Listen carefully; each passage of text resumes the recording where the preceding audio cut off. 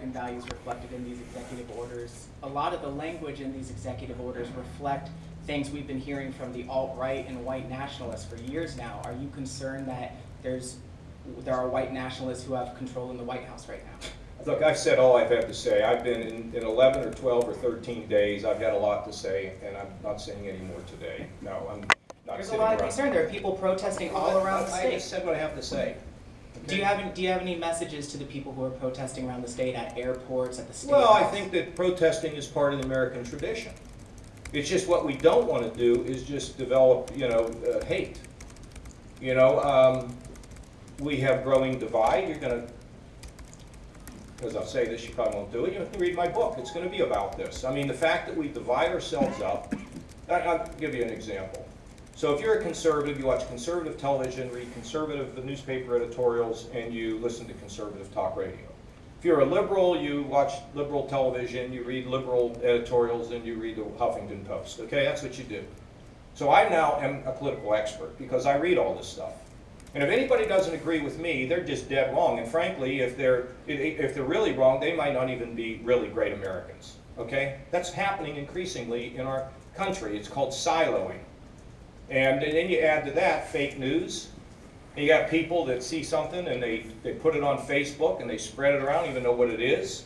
It's just an article written by a guy who works for, I think, Christianity Today, saying, this is bad for us to be engaging in this, just reinforcing your views. So we all of us, including me, need to hear what other people have to say, even when we don't like it.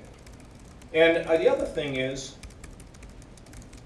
where do we think we're going when we hate?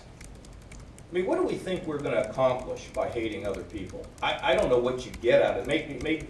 Maybe when you trash somebody or denigrate somebody in the moment, and we all do it at times, maybe it makes us feel good. But I got to tell you, at the end of the day, when my life is examined, the tongue is one of the most dangerous things that a human being has. And I want to be a uniter, not a divider. And we know that as a country, we do better when we're uniters and not dividers. So you can go out and protest, but don't go out there with a vengeance. And this has been going on not just now.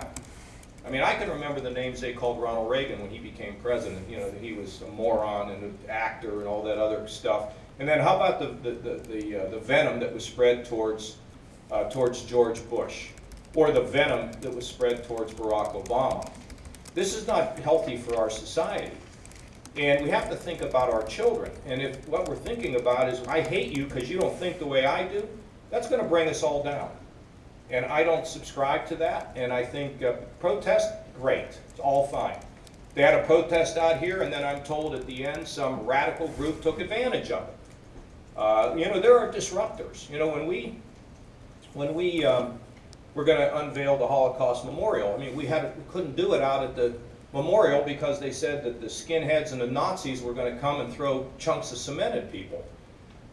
It's one thing to protest, but you got to remember, even with protests around race, some of these judicial decisions, there are outside groups that come in and they want to create violence. So protest, yes. Hate, no way.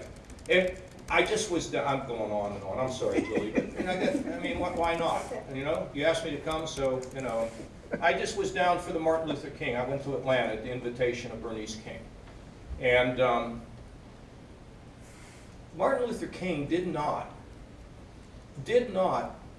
create his revolution bottom up.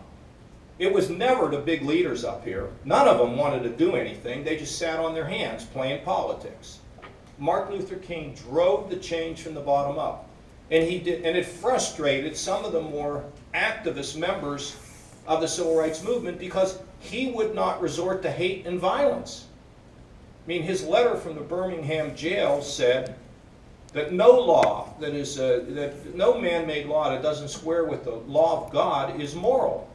And he seized the high moral ground. He was not in there saying, let's go burn this thing down or let's go, create violence. It was just the opposite. And when those who created violence found themselves on television, the civil rights achievements were made. So be heard, speak out, believe strongly, but every once in a while, look over here at somebody who I just think they're crazy, right? And listen to them for a minute. That will help us all.